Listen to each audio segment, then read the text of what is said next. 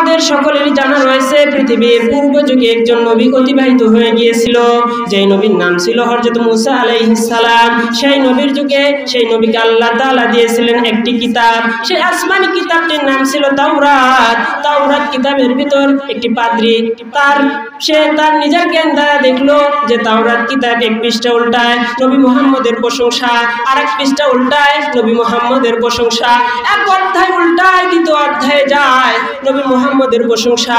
এইভাবে সে দেখতে দেখতে যখন সে দেখলো শুধু মুহাম্মদের প্রশংসা, মুহাম্মদের প্রশংসা, আমার নবী হলো ঈসা, আমার নবী হলো মুসা, মুসার নাম দিয়ে কেন মুহাম্মদের প্রশংসা। মুআজ্জাজ মুহতারাম,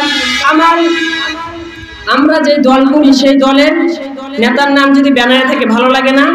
ঠিক সেই রকম সে বলতেছে আমার নবী হলো মুসা, মুসার নাম না দিয়ে মুহাম্মদের নাম কেন?